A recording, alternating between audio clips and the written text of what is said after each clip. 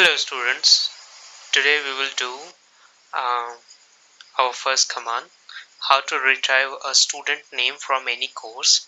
So let's start.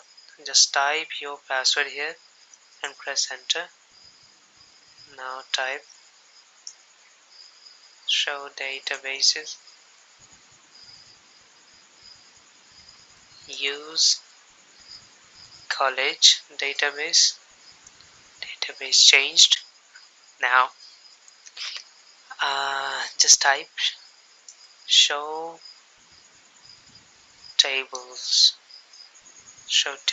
Now our first command is retrieve name. First question is retrieve name of students enrolled in any course.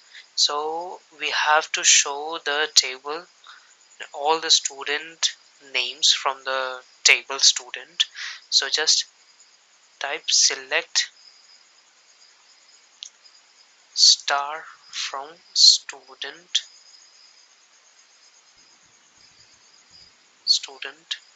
and type enter.